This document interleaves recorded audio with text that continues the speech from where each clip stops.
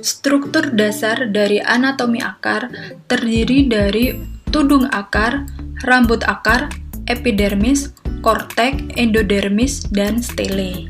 Nah, ini adalah struktur dasar secara membujur terdiri dari tudung akar, ini adalah tudung akar, rambut akar, bagian luar ada epidermis, ini bagian epidermis, ada korteks,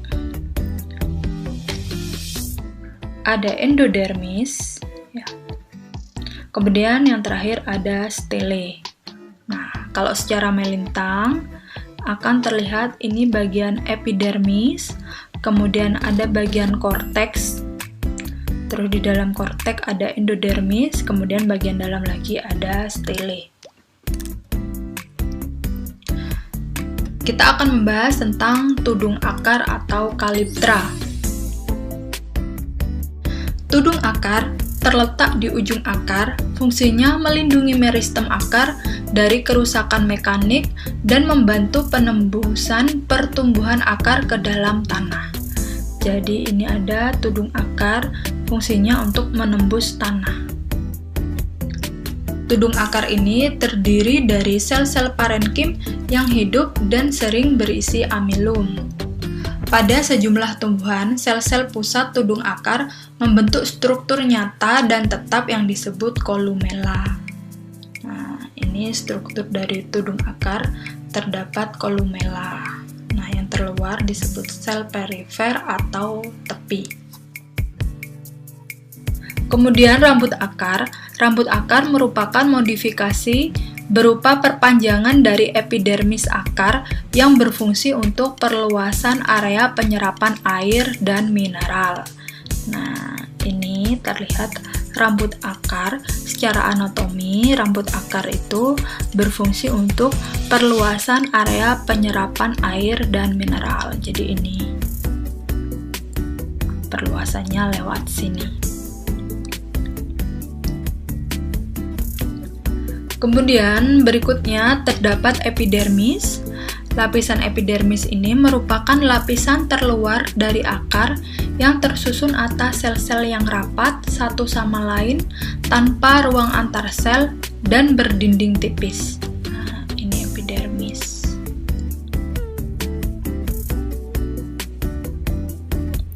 Sel-selnya rapat.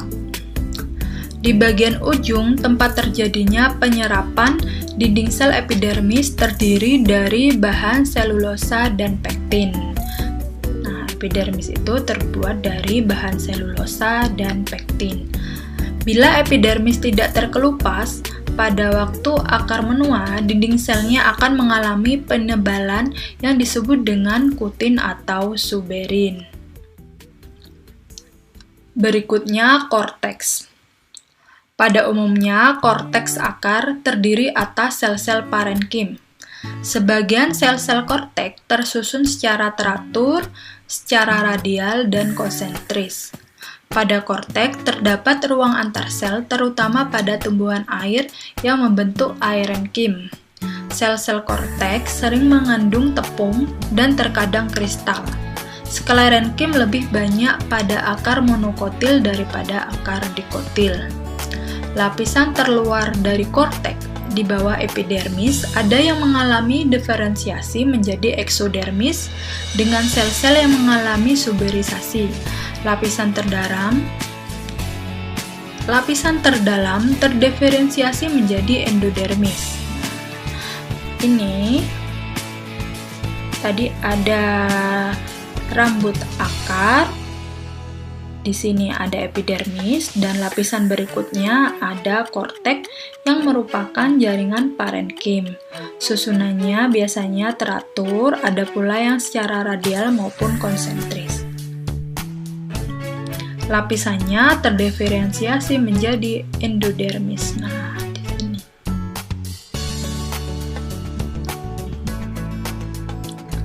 Setelah korteks terdapat endodermis. Endodermis ini merupakan satu lapis sel yang tersusun rapat tanpa ruang antar sel. Dinding selnya mengalami penebalan gabus yang dinamakan pita Kaspari. Penebalan gabus ini tidak dapat ditembus air, sehingga air harus masuk ke dalam silinder pusat melalui sel endodermis yang dindingnya tidak menebal, disebut juga sel penerus air. Endodermis merupakan pemisah yang jelas antara korteks dan stele. Saya ulangi lagi ya, di sini ada rambut akar, kemudian ada jaringan epidermis, berikutnya ada korteks. Di dalam korteks terdapat endodermis. Endodermis ini tersusun rapat tanpa ruang antar sel. Nah, pada dindingnya terdapat pita Kaspari, kalau diperbesar seperti ini.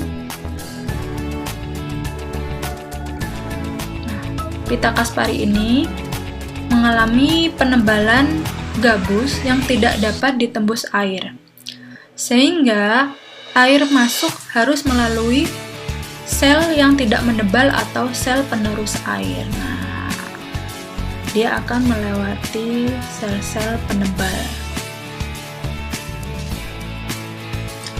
Sehingga endodermis ini memisahkan antara korteks dan stele. Di sini bagian stele di dalam. Berikutnya, kita akan membahas tentang stele.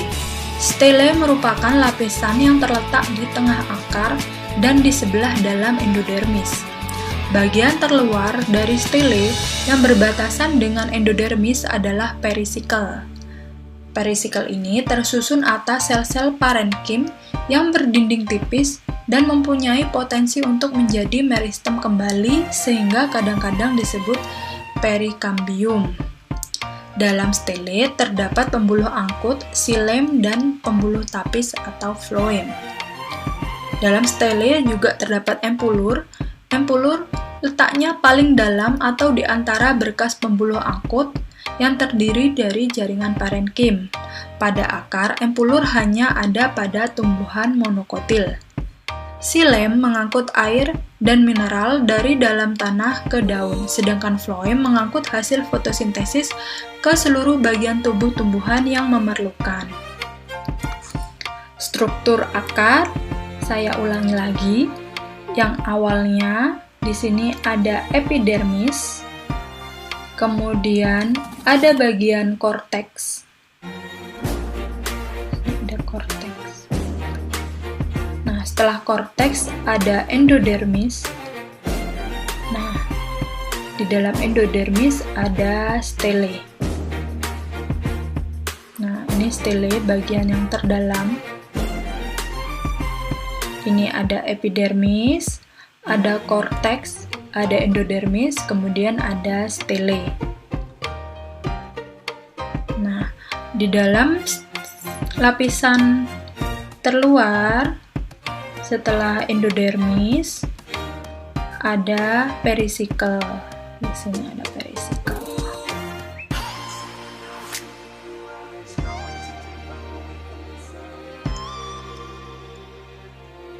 Dari bagian-bagian dari akar, kita akan membahas bagaimana akar itu tumbuh. Pertama, ada yang disebut pertumbuhan primer akar.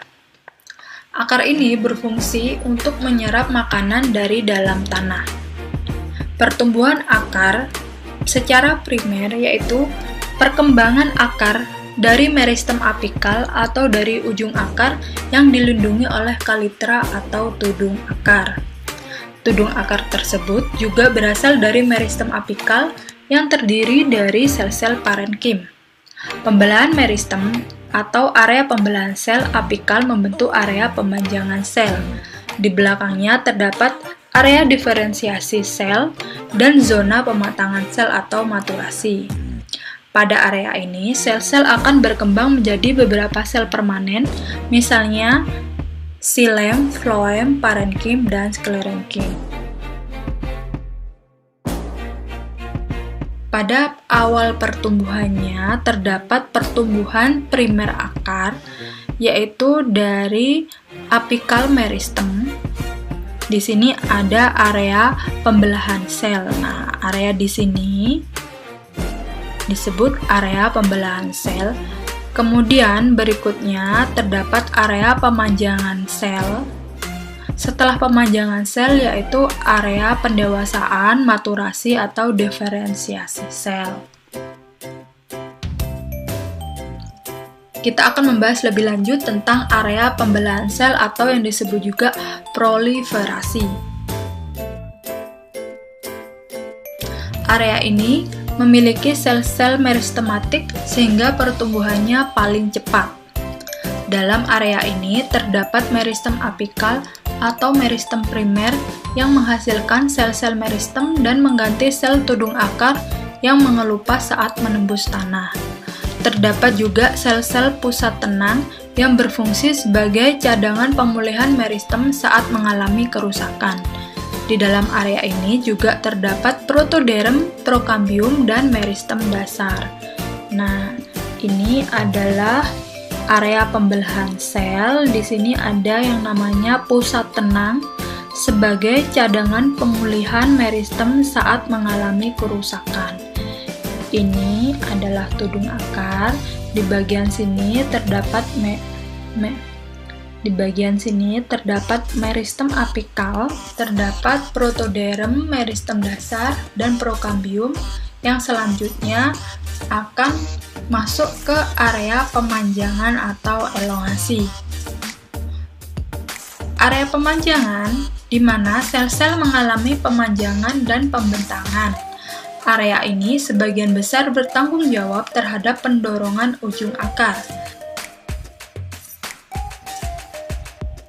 Ketika sel mengalami pemanjangan, maka bagian meristematik akan terdorong ke depan sehingga akar akan memanjang.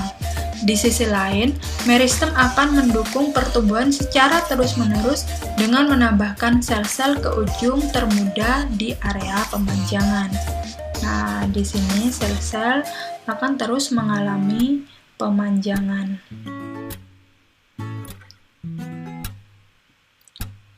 Berikutnya, area pematangan, pendewasaan, atau diferensiasi.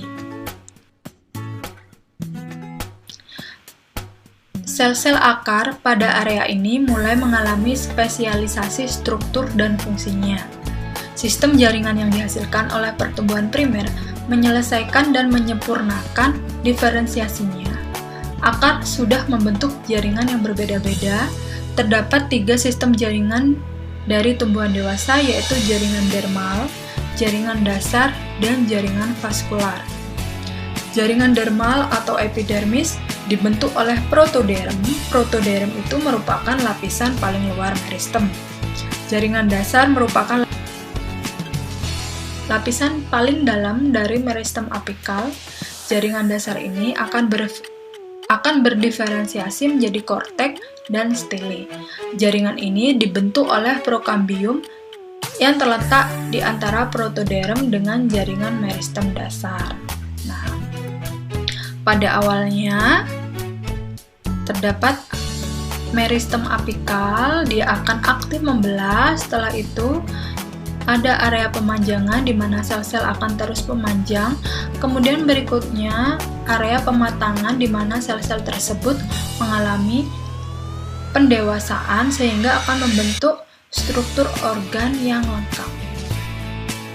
Jaringan yang lengkap seperti jaringan dermal, jaringan dasar, dan jaringan vaskular, yaitu epidermis. Di sini ada korteks, stele, seperti ini.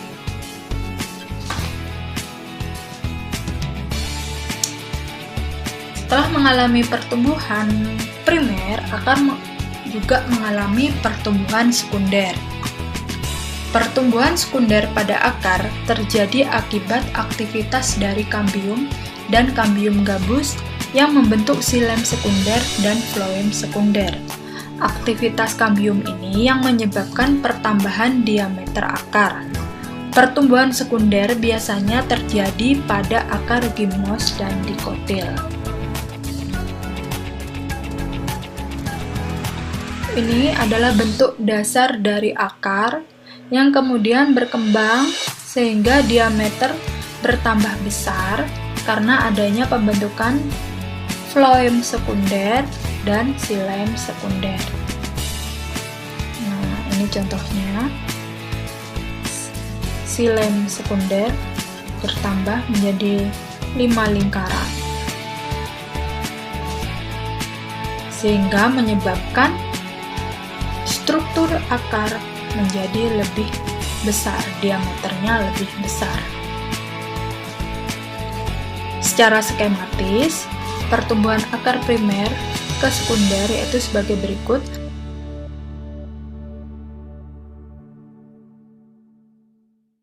Awal mulanya yaitu dari apikal meristem, kemudian apikal meristem ini berkembang menjadi protoderm, ground meristem atau meristem dasar, kemudian terbentuk juga prokambium. Nah, protoderm ini akan membentuk epidermis, meristem dasar membentuk korteks dan pit atau stele, kemudian prokambium akan membentuk perisikel dan juga xilem primer dan floem primer. Dari perisikel akan membentuk akar lateral, vaskular kambium akan membentuk xilem sekunder, kemudian cork kambium akan membentuk peridem.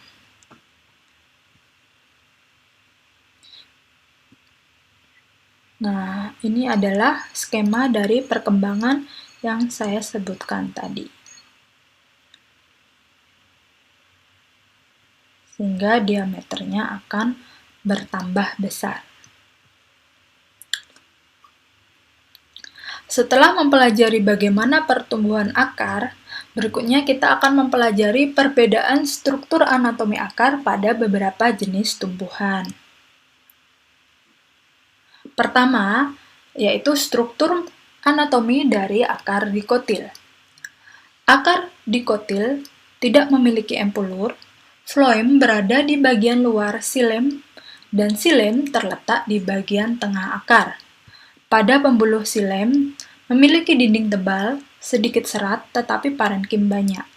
Perisikel terdiri dari selapis sel. Nah, secara skematis, strukturnya seperti ini, tidak ada empulur, floem, dan bagian dalamnya terdapat xilem. Ini bagian epidermis, dan ini bagian korteks. Nah, gambarnya seperti ini. Jadi, bagian epidermis, korteks, kemudian pada stele terdapat jaringan pengangkut. Kalau diperbesar, bentuknya seperti ini. Ini adalah perisikel, di sini ada korteks, di sini ada endodermis, di dalamnya ada floem, ini bagian floem, dan bagian tengah terdapat xilem. Kalau diperbesar lagi, di sini ada endodermis, lapisan berikutnya ada perisikel, kemudian ada xilem dan floem. Berikutnya, akar monokotil. Akar monokotil tidak memiliki kambium. Perisikel terdiri dari beberapa sel membentuk akar lateral. Floem dan xilem terletak berselingan dengan jumlah yang sangat banyak. Empulur berkembang dengan baik. Nah, ini ada empulur atau pits ya, jadi terlihat besar. Nah, di sini ada xilem dan floem, letaknya berselingan. Ini floem, terus ada xilem, letaknya selang-seling. Ini bagian epidermis, bagian korteks. Dan ini ada stele atau pits atau empulur. Terdapat juga perisikel. Nah, perisikel ini membentuk akar lateral, jadi terdapat pemanjangan sehingga membentuk akar lateral. Perbedaan akar dikotil dan monokotil. Secara morfologi, sistem perakarannya untuk monokotil dia berakar serabut dan dikotil berakar tunggang. Secara anatomi terlihat dari struktur kalitra atau tudung akar. tudung akar berbatasan dengan ujung akar dan terlihat jelas, sedangkan pada dikotil berbatasan dengan ujung akar dan terlihat tidak jelas. Nah, di sini tidak jelas, sedangkan pada monokotil terlihat jelas struktur dari kalipteranya. Untuk perisikel, terdiri dari sel-sel. Beberapa lapis sel yang berdinding tebal hanya membentuk cabang akar pada monokotil, sedangkan pada dikotil terdiri dari satu lapis sel yang berdinding tebal membentuk cabang-cabang akar sekunder yaitu kambium dan kambium gabus.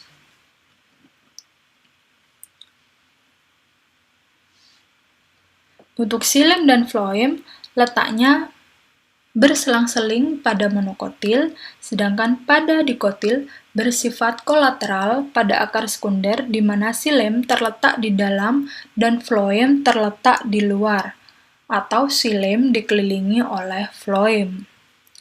Sedangkan untuk empulur terletak pada pusat akar dan empulurnya luas, sedangkan dikotil lebih cenderung tidak memiliki empulur atau stele, atau memiliki empulur yang sempit pada pusat akar, dan ini jarang terlihat. Untuk kambium, tidak memiliki kambium pada monokotil, sedangkan pada dikotil ada dan tampak seperti meristem sekunder. Ini ada perbandingannya dari struktur berkas pembuluhnya. Di sini terlihat bahwa xilem berada di dalam, sedangkan floem di luar. Kalau di sini dia posisinya berselang-seling. Sedangkan untuk empulurnya dia terlihat luas, sedangkan di sini tidak ada empulur. Dan bagian perisikel pada monokotil hanya beberapa lapis sel yang berdinding tebal dan membentuk cabang akar. Nah, di sini ya terlihat beberapa lapis sel saja. Sedangkan di sini terlihat terdiri dari satu lapis sel saja.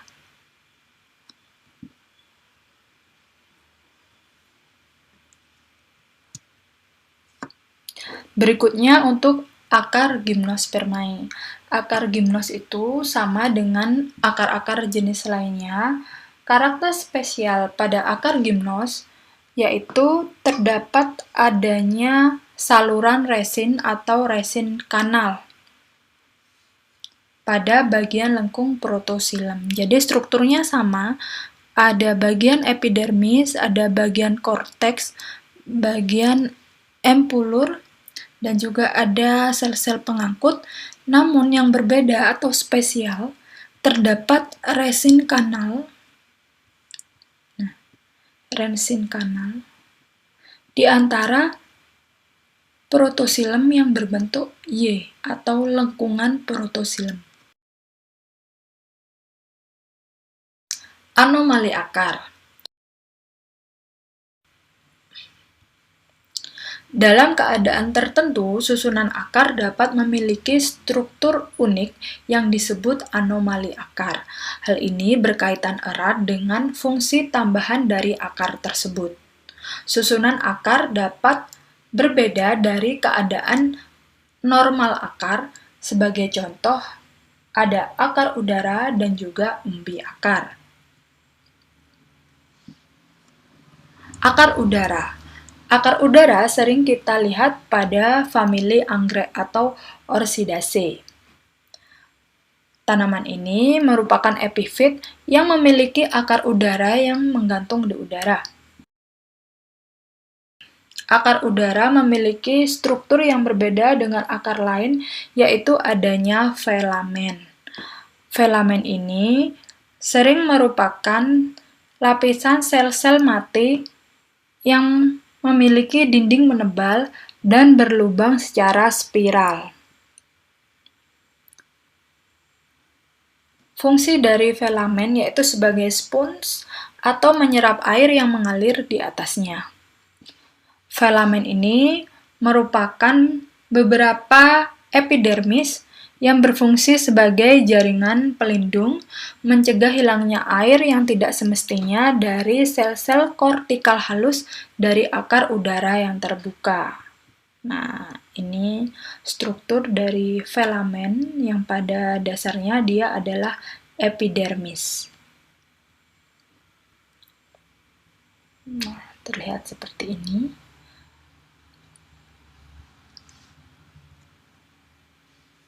Berikutnya umbi akar. Umbi akar atau akar bawah tanah dapat menjadi sangat menebal dan berfungsi sebagai organ penyimpan makanan. Hal ini terdapat pada kentang, loba, wortel, dan dahlia.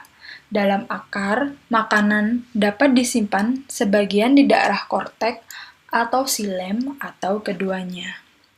Jadi yang berbeda dari struktur akar pada umumnya yaitu adanya tempat penyimpanan makanan pada bagian korteks.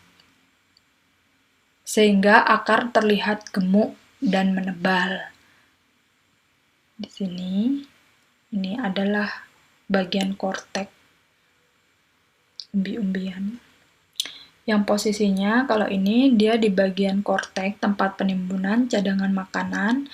Di sini dia di bagian korteks. Ya. Ada juga penyimpanan makanan di antara silem. Nah, ini adalah tempat penyimpanan makanan. Ini di antara silem atau keduanya.